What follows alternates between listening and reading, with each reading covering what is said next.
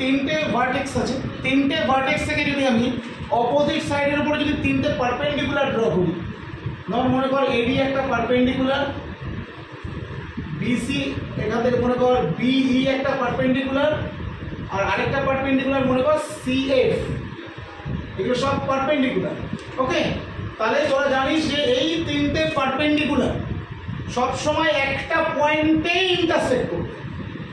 3 perpendiculars drawn from 3 vertices of a triangle always intersect in a point, and this point, let us consider the point is called, this point is called the orthocenter.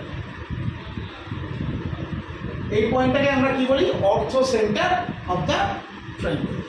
Okay, so now our motto or our goal is to find out the point orthocenter. Clear? Find out the coordinate of the orthocenter.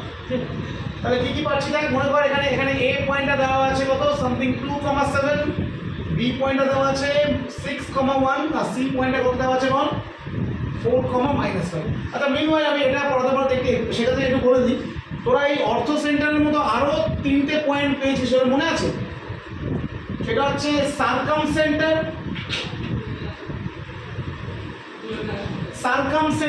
সার্কামসেন্টার of a triangle. তো সার্কামসেন্টারটা কি বল? যাব Psaki. সার্কামসেন্টার হচ্ছে কোনো ট্রায়াঙ্গেলের যদি perpendicular, তিনটে perpendicular bisector draw করি, সাইডগুলো যদি আমরা তিনটে সাইডের পারপেন্ডিকুলার বাইসেক্টর ড্র করি, তারা যে পয়েন্ট ইন্টারসেক্ট করে সেটাকে আমরা কি বলি?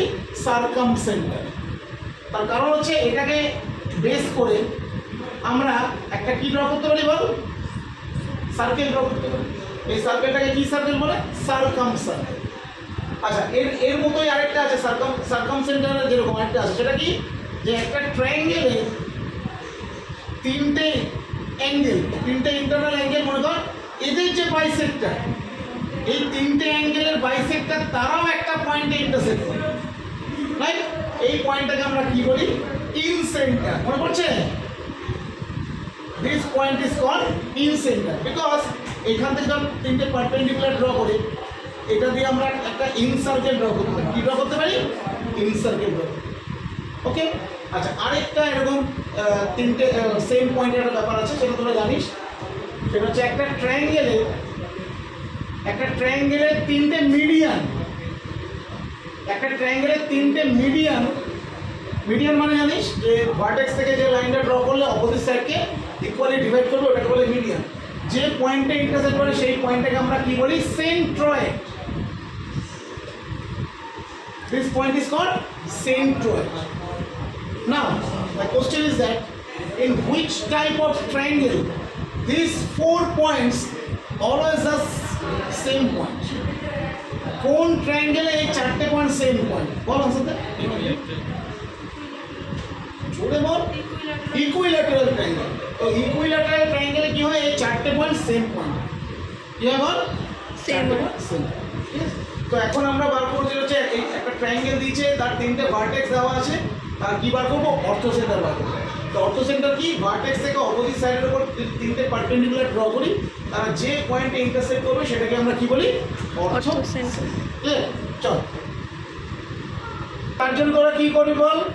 তোরা একটা কাজ কর, ধরে দেখ এডি, এই এডি লাইনের ইকুয়েশন আর বি, যে কোনো দুটো লাইনের equation, either ADB or ADCF or BECF, যে কোনো দুটো লাইন ইকুয়েশন বার কর, যে কোনো দুটো লাইনের ইকুয়েশন বার করে তাদের ইন্টারসেক্টিং পয়েন্টটা কি বেরিয়ে যাবে? অর্থোসেন্টার। Clear? So let us consider that AD perpendicular to BC and মনে কর BE, B perpendicular to কত বল? AC. So first our target to find out the equation of the line AD. কি বার করবো? এডি লাইনের ইকুয়েশন। তো এডিটা কার উপরে পারপেন্ডিকুলার? বিসির উপর। তাহলে slope of the BC, slope of the line BC কত রে মনে? m1 ইকুয়াল টু কত? 1। দুটো পয়েন্ট দেওয়া আছে, y2 minus y1 by x2 minus x1। তাহলে এটা কত হবে বল? -5 -1 বাই কত? 4 minus minus, that is minus 6 by 10. It is minus 3,5. So the slope of the line BC is minus 3,5. So what is the slope of the line AD? তাহলে AD slope টা কত? Slope of the line AD কত? AD slope টা কত হবে? AD তো BC এর উপর পারপেন্ডিকুলার। আর তোমরা জানি দুটো লাইন পারপেন্ডিকুলার হলে কি হয়? m1 * কত হয়? -1। তাহলে so the slope of the line AD, তাহলে AD slope টা কত বল? Something m2 equal to কত? 5/3. So 5/3 is the slope of the line. Clear? বোঝা গেল? আর AD লাইনের স্লোপ 5/3 আর AD লাইনটা কোন পয়েন্টে পাস করছে? 2,7। কোন পয়েন্টে পাস করছে? 2,7। তাহলে equation of the line AD, so equation of the line AD কত বল? y minus y1 equal to m into x minus x1. So 3y minus 21 equal to 5x minus 10. So 5x minus 3y equal to কত হচ্ছে বল? 11, right? 5x minus 3y equal to minus 11. তো এটাকে number 1 দিয়ে দে, মনে কর যা এটা হচ্ছে আমাদের কার ইকুয়েশন হলো বল? AD লাইনের ইকুয়েশন হলো। এই কোন কার ইকুয়েশন হলো বল? This is the equation of the line AD। তো সিমিলারলি একটা কাজ কর, B বা CF তোদের যেটা মন চায় বারবার কোনটা বার করবি? B বার করবি না CF বার করবি? B বার করবি। চল তো এবার B পারপেন্ডিকুলার তো AC, তাহলে বল slope of the line AC slope কত রে? m3 কত বল? y2 minus 1 কত বল? 7 plus 5 by 2 minus 4 কত? 12 by minus 2 মানে কত হলো? minus 6. So slope of the line AC is minus 6 and B is perpendicular to AC. তাহলে slope of the line B কত হলো না? m4 equal to কত হবে? 1/6 because m1 into কত? m1 into -1, তাহলে এটা যদি -6 হয় এটা কত? 1/6। তাহলে B লাইনটা স্লোপ হচ্ছে 1/6 আর B লাইনটা কোন পয়েন্টে পাস করছে? -6,1. so the equation of the line B কত রে? y minus 1 equal to 1/6 into x plus 6. Clear? So 6y minus 6 equal to x plus 6.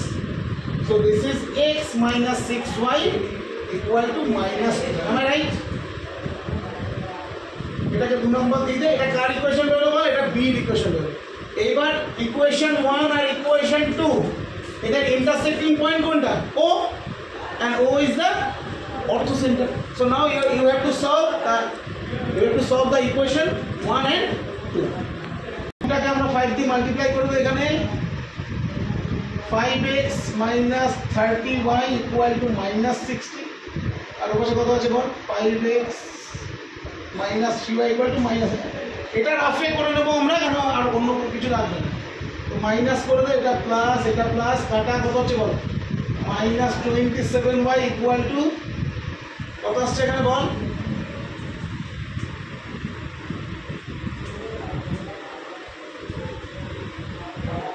কত হলো এটা? 49, তাই তো? -49, ঠিক আছে?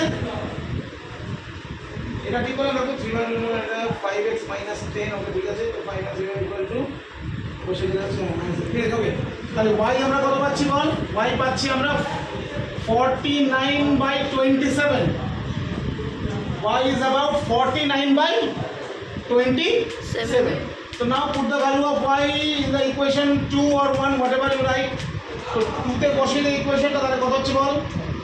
x minus 6 into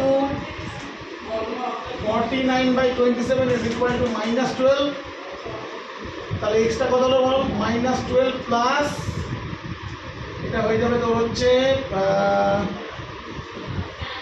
9, এখানে 98. So -108 plus 98/9, এই কত হচ্ছে রে? এটা 0 minus 10, right? So x হচ্ছে -10/9, তাহলে ইন্টারসেক্টিং পয়েন্ট আমাদের বেরিয়ে গেল, কত বেরিয়ে গেল? -10/9, 49/27. So this is the centre. তো কোঅর্ডিনেট বা অর্থ সেন্টার কত বেরোলো? -n/9, 49/27। এটাই হচ্ছে আমাদের অর্থ সেন্টারের ইকুয়েশন। আমি এখানে ক্যালকুলেশন করতে কোনো ভুল করিনি তো? তাই ঠিক আছে।